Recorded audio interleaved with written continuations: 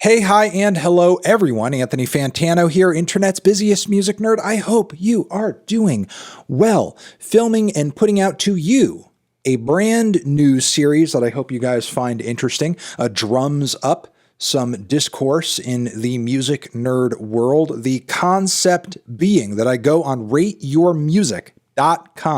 I go through the charts of user ratings and reviews and pick out what, in my view, is the most overrated album for a given decade on the site, and also pick what I think is maybe the most underrated album for that decade too. Pretty cut and dry. You guys get that, right? You understand that concept? I hope so. I imagine so. I don't think it needs further explanation than that. In this video, we're doing the 2010s. So yeah, let's look at the record that I thought was the most overrated and the one I thought was the most underrated. Okay, for the overrated category, it was a bit of a tough pick because honestly, if you look at the best albums of the 2010s on rateyourmusic.com, there are some records that, I'm pretty infamous for not really enjoying. And I think that if I were to go into this video choosing one of those albums, that it would be maybe just too obvious. I didn't go with either of those records because honestly, my opinions on them are pretty well known, and I think that putting one of those in this section here would have been maybe just a bit safe because, again, you guys know what I think about those albums. Haven't really changed how I feel about those albums all that much. What I decided to do instead was commit some severe Rate Your Music blasphemy. Yeah, I'm going to go with the Mid-Air Thief album, Crumbling. Now, look, we'll link you guys to Mid-Air Thief's music down below if you want to check it out for yourself. You might enjoy this record more than me. And for sure, I think there are some positive things that can be said about the record from this anonymous South Korean producer and multi-instrumentalist and songwriter. I see the appeal of the album. I get why it has caught on in the internet age, but is it like a top 50 album of the decade? I just don't really think so. I can give it to the album for bringing forward a cute, somewhat homespun, bedroom pop-ish fusion of folk music and electronics. There are some pretty dynamic recordings and performances on this record as well, especially in the case of the longer tracks that come to some really gratifying peaks and crescendos. But I think there are some glaring flaws to this record. While the production on this thing is impressive and is detailed, the vocal melodies often are not that great. The vocal performances are kind of dodgy. The instrumentals are nice and pretty and pleasant, but I don't really come away from this record all that impressed with the songs. And once more, to further drive this in, I don't think the album's combination of electronics and folk instrumentation is all that novel or groundbreaking. Like, you have albums lower in the 2010s list that arguably are way more adventurous combinations of these sounds, like Sufjan Stevens' Age of Odds, and I'm not even a huge fan of that record. Look, if you're a big fan of like Broadcast or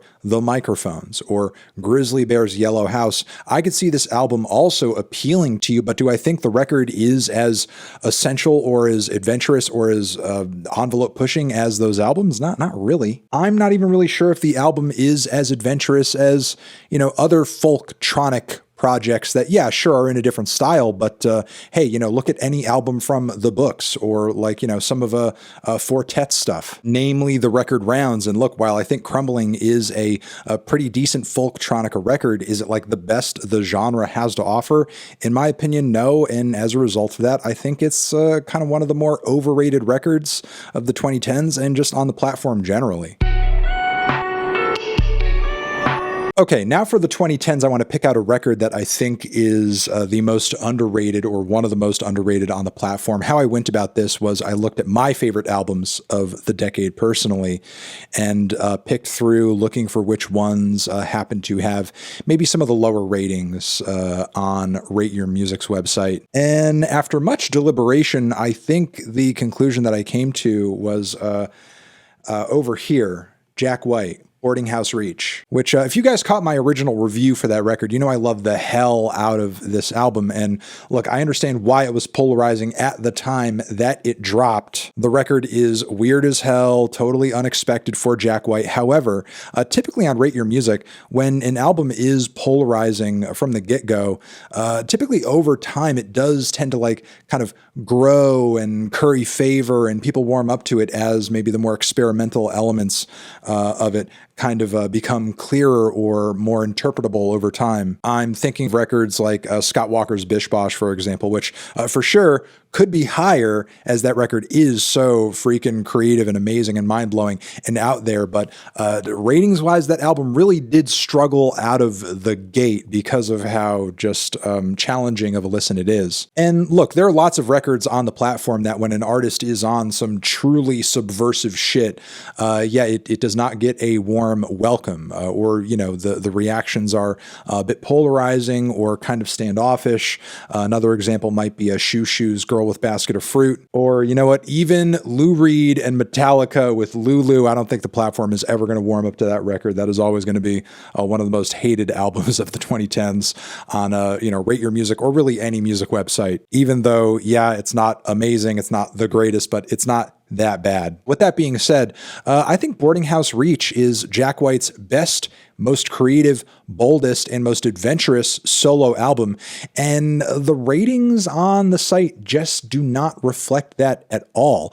I mean, the album does have the privilege of being Jack White's most rated album, but it doesn't really seem like it's any more significant score-wise than any other record in his discography, and it's just kind of disappointing in a way, because I think many of Jack's records up until this point were just merely okay and kind of living in the shadows of a lot of his White Stripe stuff, and he was kind of playing to the expectations of his kind of very old-headed garage rock, blues, classic rock type audience. Boarding House Reach, he actually said, hey, you know what? Fuck it. I'm going out there. We're doing crazy jams. We're doing improvs. We're doing electronic stuff. We're having soul backup singers, just pure chaos for one song after another. We're throwing you out of your comfort zone. And you know what? I think the songs are actually really good throughout the album. Sure, some of the electronics and the background vocals are just a bit odd and, make you kind of raise an eyebrow. But the more and more I listened to this record, the more it was clear to me that everything going on with this LP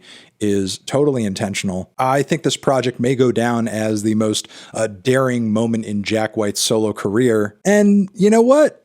I think it should be celebrated as such. Frankly, even if Rate Your Music doesn't agree with me, I at least have my guy, the Report of the Week, on my side on this one. That's for sure. But yeah, those are my thoughts on Rate Your Music 2010's most overrated, most underrated. Let me know if you have an opinion, particular albums on the platform that you think are overrated or underrated, or what you thought about, my opinions here on the Midair Thief record, on the Jack White record. But yeah, we're going to leave it there. Mwah. Love you. Over here next to my head, it's another video you can check out. Hit that up, or the link to subscribe to the channel. Anthony Fantano, Rate Your Music forever.